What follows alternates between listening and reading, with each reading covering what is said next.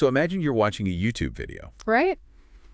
and a 15-second unskippable ad comes on. Oh, the worst. Right. It just feels like absolute torture. You're like Yeah. actively angry at this brand for interrupting your day. You're just hovering over where the skip button should be. Yeah, counting down the milliseconds. Exactly. But then later, that exact same afternoon, you willingly spend an hour standing outside in the freezing rain just to buy, I don't know, a $30 piece of cardboard with a logo on it or some limited edition sneaker. Right. Why is the brand in the video like a profound annoyance, but the brand in the rain is an absolute obsession? See, that paradox right there is basically the dividing line between modern noise and genuine market power. Yeah. We operate in this world that assumes buying attention is the exact same thing as earning fascination. It assumes humans are just these rational calculators who only need to be reminded that a product exists. Just, poke them and they'll buy. Exactly. But the reality of human desire, it operates on a completely different, almost invisible set of rules. Which brings us to today. Welcome to our deep dive. If you're listening to this, you are the learner. And we know you're here to decode the systems running the world, without drowning in all that information overload. Right. So today's mission is pulling apart the hidden machinery of why we buy, why ideas actually spread, and what real marketing looks like when you strip away the billboards and the spam. And to do that, we're synthesizing a stack of perspectives that honestly rarely sit in the same room. Yeah, it's a pretty wild mix today. It is. We're pulling from the tactical, really aggressive growth mathematics of Alex Hormozi Okay. and combining that with the philosophical, product-led wisdom of Seth Godin, plus the behavioral psychology of Rory Sutherland. Oh, I love his stuff. Right. And finally, the historical, societal frameworks of Philip Kotler. So just to be super clear with you listening, we are not talking about how to manipulate people or, trick them into clicking a link. Definitely not. No. We're looking at the underlying human psychology of value, the raw mathematics of scaling a business, and the art of making something that just naturally demands attention. But before we can even look at how to scale an idea, we really have to look at the broken system most of us still blindly trust. Yeah, where did we go wrong? Well, Philip Kotler points out this historical fact that completely reframes the entire industry. If you open a dictionary in the year 1900, the word marketing as an active verb, it didn't even exist. Wait, really? It wasn't a word at all? Not as we use it. Hmm. The discipline actually had to be invented out of sheer necessity by disillusioned economists. Disillusioned by what, exactly? Well, classical economics operated on this very clean theoretical assumption, basically that human desire is driven purely by rational logic and price. Like lower the price, demand goes up. Exactly. Raise it, demand goes down. But economists running actual businesses quickly realized humans do not act like rational spreadsheets. Oh, definitely not. I mean, we buy expensive things we totally don't need.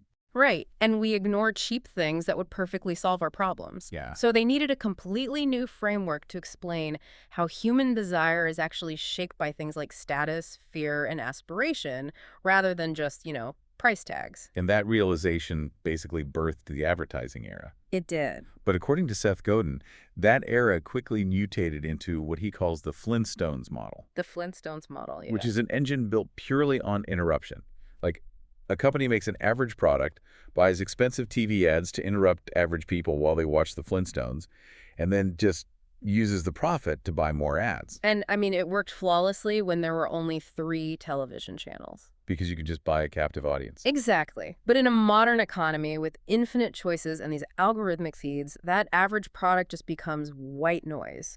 Yeah. The cost of interrupting people has skyrocketed, while the effectiveness has just plummeted. Yeah, nobody wants to be interrupted anymore. Right. So Godin argues for this fundamental redefinition. Marketing is no longer about pushing an idea out. It's about creating the conditions for an idea to spread. Okay, creating the conditions. Yeah, it requires building a product so intrinsically special that the people you serve actually benefit from telling their friends about it. And he uses the word remarkable in its most literal sense, right? A thing literally worth making a remark about. Yes. He points to this tiny pizza shop in New York City with a line just wrapping around the block. And there are thousands of pizza places in New York. Exactly. Well, Thousands. The owner didn't hack a TikTok algorithm to get that line. The pizza itself is so remarkable that the customers take out their phones, film it, and they become the marketing department. because sharing the discovery elevates their own social status. So like, Yeah. look at this cool underground thing I found. Exactly. It's a shift from buying a megaphone to engineering a magnet. And crucially, utility is rarely the magnetic force. Right. Godin uses the Hermes Birkin bag to illustrate this. A Birkin can cost like $30,000.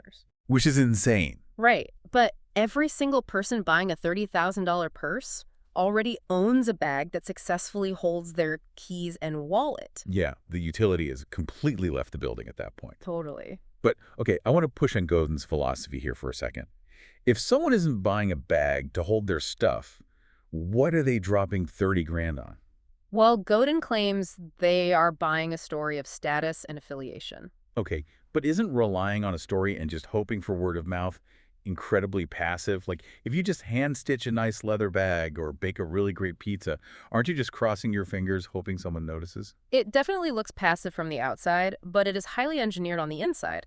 The marketing is baked directly into the operational model of the product. How so? Think about Hermes. They intentionally limit the supply of Birkin bags. You can't just walk into a store and buy one. Oh, right. You have to be invited to buy it. Exactly. You have to be selected. That structural scarcity creates immense psychological tension. Like, will they sell out? Am I important enough to be selected? Wow, okay. Tension causes forward motion. You aren't just selling stitched leather. You are designing a psychological experience that forces a behavioral response. See, building the marketing into the product itself introduces this fascinating challenge, though.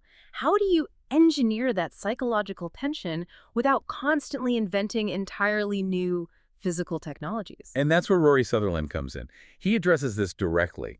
He argues you don't always need to change the physical atoms of a product. Right. You just have to change the psychological context around it. He calls these psychological moonshots. Psychological moonshots. Okay. Because engineering and finance teams, they have a massive blind spot here, right? Oh, huge. They are obsessed with technological moonshots, like spending billions of dollars to make a train 10% faster. Right. But Sutherland points out that creating perceived value is just as real to the human brain as creating objective value. Because human perception is literally the only reality a market actually experiences. Which brings up the Uber map. I feel like this is the ultimate example of this. Oh, it's perfect. Because before Uber, waiting for a dispatched taxi was a highly anxious experience. Yes. You call, they say 10 minutes, and then you just stand on a curb. Wondering if they forgot you, or if the driver's lost, or if, like, someone else down the block stole your cab. And Uber did not invent a car that dispatches faster or defies traffic laws. No. They simply put a little car icon moving on a digital map. And the mechanism there is purely psychological. The objective quantity of the wait stayed exactly the same. You still wait 10 minutes. Right. But by eliminating the psychological torture of uncertainty, the quality of the wait transformed entirely. It totally reminds me of sitting on a delayed airplane. You know, you're at the gate absolutely fuming about a 30-minute delay. Oh, yeah. But if the pilot comes on the intercom and says, "Folks, we're holding at the gate to fix a critical engine safety issue," your anger just evaporates. Because suddenly you are intensely grateful for the delay. Exactly. The duration of the wait hasn't changed by a single second, but the context shifts the value of that time entirely. You altered the perception, not the physics. And, Sutherland takes this a step further by showing how introducing friction can actually generate perceived value. Okay, wait, friction. Because we naturally assume making a product easier to use makes it more appealing. Right. But the mid-20th century launch of Betty Crocker cake mixes proved that assumption totally wrong. Oh, this story is wild. They launched a powder mix where the consumer literally just added water, stirred, and baked. Peak convenience. And it completely failed in the market. Because it was too easy. Exactly. It failed because it removed the psychological weight of authorship. Post-war housewives felt like they were deceiving their families. Adding water didn't feel like cooking. It felt like cheating. So to solve this, the marketers didn't improve the flavor or anything. No, they made the product functionally harder to use. They removed the powdered egg from the formula and changed the instructions to Add a fresh egg. And sales exploded, just because the physical friction of cracking an egg gave the consumer a sense of ownership over the final product. It's brilliant. And we see this reframing everywhere once you know to look for it. Look at Tesla. Okay. In the 1980s, car companies using synthetic materials for seats were mocked for using cheap plastic. Right, it was seen as a cost-cutting thing. But Tesla takes synthetic material, calls it vegan leather, and instantly transforms a perceived cheap compromise into an aspirational ethical status symbol. That is such a psychological moonshot. Or like, consider Red Bull. By all objective sensory measures, Red Bull is a terrible beverage. It really is. It comes in a tiny, frustrating can, it costs 3 times more than a Coke, and it tastes, frankly, medicinal. But Sutherland argues that if Red Bull came in a giant 2-liter bottle and tasted like sweet cherry syrup, it would have failed. Why? Because humans have a deeply ingrained heuristic for efficacy. Medicine is supposed to taste bad. Oh, wow. So the weird taste, the high price, and the restricted volume, it subconsciously signals to your brain that this isn't a soda. Right. It's a potent, serious psychoactive compound. They literally hacked the psychological heuristic. But, engineering this brilliant psychological hook introduces a terrifying new problem. It is. If you build a remarkably clever product with perfect psychological tension, and you hide it in your basement, it still dies. True. You have to force the market to see it. And this requires moving from the art of psychology into the brutal, relentless math of scale. Which brings us to the operational frameworks of Alex Hormozi. Right. If Godin and Sutherland represent the artisan soul and the mind, Hormozi represents the ruthless engine. Exactly. His foundational rule for business survival is basically volume negates luck. Volume negates luck. His framework is more, better, new. The core reason most ideas fail to gain traction isn't a lack of quality, it's a profound lack of volume. Okay. If you are putting your product in front of an audience once a week, you mathematically lose to the competitor doing it 50 times a day. Because volume gives you the baseline data to even know if your psychological hook is working. Exactly. But when Hormozi does focus on making the marketing better, he applies an extreme 80-20 rule to human attention. Like what? He dedicates 55 minutes out of an hour to writing just the first 5 seconds of an advertisement. 55 minutes on 5 seconds. Yes, because the mechanism behind that obsession is simple. If the frame is wrong at the start, consumption drops to 0. Right. Hormozi recounts analyzing videos with a creator who has 15 million subscribers. And 5 seconds into a piece of content, the creator simply turned it off and walked away. Just 5 seconds in. Yeah. His rationale was that the hook wasn't confirmed immediately, the promise wasn't established, so there was no logical reason to invest the next 10 minutes of attention. It is a brutal environment. But the volume and those hooks, they're all driven by a singular economic metric that Hormozi views as the absolute center of gravity for any business. The LTV to CAC ratio. Right, lifetime value compared to the cost to acquire a customer. And if you're running a side hustle, consulting firm, or a tech startup, understanding the mechanism of LTV to CAC is literally the difference between scaling and suffocating. Break that down for us. So, lifetime value is the total pure profit a single customer generates over their entire relationship with you. Hormozi points out that Starbucks generates roughly $14,000 in profit from a loyal customer over their lifetime. $14,000. That is astronomically high. Exactly. And because it's so high, Starbucks can afford to spend hundreds of dollars on advertising just to get you to download their app once. Oh, I see. Whereas if your local independent coffee shop only retains a customer long enough to make $50 in profit. They cannot afford to run a $51 Facebook ad. Right. So the fundamental rule of scale is whoever can afford to spend the most money to acquire a single customer wins the entire market. That mathematical reality leads to Hormozi's most counterintuitive strategy for growth, which is radically narrowing your niche. Because the instinct of every business owner who wants to grow is to cast a wider net, right? Yeah. Sell to more types of people. Right. But Hormozi shares a case study of a marketing agency that served every type of small business, plumbers, dentists, restaurants. And how did that go? They were exhausted, their profit margins were terrible, and their ads were insanely expensive. Well, let's look at the mechanics of why that happens. When you serve everyone, your operational overhead is massive. Every client needs a custom strategy. Yep. And your advertising is generic, so nobody clicks on it. Exactly. So this agency analyzed their data and discovered their top 20% most profitable clients were all divorce attorneys. Okay. So they did the unthinkable. They fired 80% of their clients and exclusively served divorce attorneys. Wow. And by restricting their market, they unlocked massive wealth. They did. The operational mechanism here is efficiency. When you only serve divorce attorneys, you solve the exact same problems every day. Your service delivery becomes a hyper-efficient assembly line. And furthermore, your marketing becomes weaponized. A generic ad saying, "We grow small businesses," just gets ignored. White noise.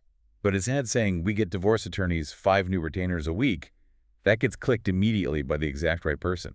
The cost to acquire a customer plummets. The lifetime value skyrockets due to that specialized expertise, and the math engine just takes off. Okay, but I have to challenge the tension between these sources, though. Oh, absolutely. Let's do it. Because we spent the first half of this deep dive talking about Seth Godin's artisan pizza shop and the soul of the remarkable. Yeah. Now, Hormozi is telling us that ruthless LTV math and pumping out 50 aggressive ads a day is the only thing that matters. Does hyper-focusing on the math and the volume eventually destroy the artisan soul of the product? Aren't we basically just building a faster megaphone? It definitely seems contradictory, but the math and the art are actually deeply codependent. Hormozi has a core operational mantra: state the facts and tell the truth. Tell the truth. Yeah. You cannot sustain a high lifetime value if your product is garbage. If you use brilliant ad copy to sell a terrible product, the customer buys once, realizes they've been tricked, and never returns. And then your LTV plummets. Exactly, which means you can no longer afford to run the ads and your business collapses. Aggressive volume only scales if the product actually delivers the remarkable results the ads promise. Oh, I get it. The math requires the art to function. The product is the magnet, and the math just puts that magnet in front of millions of people. Precisely. But what is the peak of this mountain, then? If you have the psychological product and the ruthless scale, where do you go next? Well, Philip Kotler's historical evolution maps out this final territory really well. Kotler categorizes the evolution of the market. Okay. So Marketing 1.0 was aimed at the logical mind. It sold features like, our vehicle has a V8 engine and goes fast. Right. Marketing 2.0 aimed at the heart. It sold emotional aspirations. Our vehicle makes you look successful to your neighbors. Okay, but Marketing 3.0, that is aimed at the spirit. It's about shared identity, compassion, and world building. Yes. Kotler introduces this concept of firms of endearment. Firms of endearment. I love that term. It's great. These are organizations we would genuinely emotionally mourn if they went bankrupt tomorrow. When you ask a room of people to name these companies, the exact same names always surface: Apple, Costco, Amazon, Patagonia, Harley-Davidson. And the really striking data point regarding firms of endearment is their financial dominance. They are often 9 to 10 times more profitable than their direct competitors, yet they spend a fraction of the budget on traditional advertising. Right. So why? What is the mechanism that allows a multi-billion-dollar company to just stop paying for ads? It is the psychological mechanism of tribal identity. Humans use brands as social markers to signal to other humans who they are and what they value. Yeah. When a brand successfully reaches Marketing 3.0, the customers become the marketing department.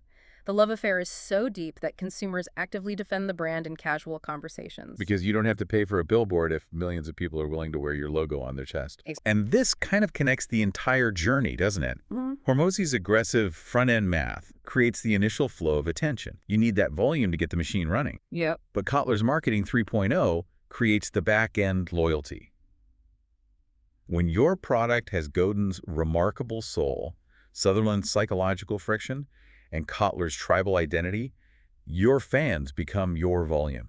And Kotler even speculates on the horizon, Marketing 4.0. Oh, right. What does that look like? This is the transition from singular products into entirely interconnected ecosystems. Harley-Davidson is the perfect prototype for this. Because they don't just manufacture a motorcycle. Right. They sell the leather jackets, they sponsor the cross-country rallies, they manage the Harley Owners Group. People literally permanently tattoo the brand onto their physical bodies. So you aren't just buying transportation, you are buying into a system that dictates what you wear on Saturday, where you travel in the summer, and who your friends are. The brand and the consumer's identity completely merge. And when an ecosystem seamlessly integrates into every facet of your lifestyle, the friction of choosing a competitor becomes impossibly high. Yeah. You don't switch your company from Apple to a competitor just for a slightly faster processor, because Apple has built an entire ecosystem around your daily habits. Leaving means untangling your entire digital life. So if you are listening to this right now, whether you are trying to scale a freelance business or you're leading a corporate strategy meeting or just trying to navigate a digital world actively hunting for your attention, seeing this matrix changes everything. It really does. Because marketing isn't just a loud guy with a megaphone. It is a precise blend of LTV mathematics, engineered psychological friction, and tribal storytelling. And understanding those mechanisms makes you a much sharper creator. You realize why you need to spend an hour on a 5-second hook and why narrowing your niche lowers your overhead. But it also makes you a highly defensive consumer. You finally understand the underlying mechanics of why you willingly pay a premium for a vegan leather seat, or, why you felt a surge of pride making a cake from a box just because you cracked an egg. Exactly. You start seeing the invisible strings. Well, I want to leave you, the listener, with a thought to mull over based on the convergence of all these theories. We are moving toward Kotler's Marketing 4.0, where corporate ecosystems seamlessly envelop our identities, right? Yes. And we know from Rory Sutherland that our deepest buying triggers are entirely psychological driven by a subconscious need to reduce uncertainty or secure social status. And those triggers are deeply predictable if you have enough data. So look at the very near future. What happens when artificial intelligence is integrated into these ecosystems, and it can perfectly predict your psychological friction points before you even consciously realize you are anxious. Oh, If an AI system knows your exact status anxieties, knows exactly what tribal markers you respond to, and calculates your precise lifetime value in milliseconds to deploy the perfect ad. does the ultimate form of marketing eventually become completely invisible? Exactly. I mean, if the blunt interruption of the megaphone evolved into the engineered pull of the magnet, the next logical evolution is a magnetic field you cannot even feel pulling you. A system that fulfills your desires before you articulate them. The invisible pull. Yeah. It is equal parts fascinating and terrifying. So keep questioning the systems operating around you. Look for the mechanics behind the noise, and we will catch you on the next deep dive.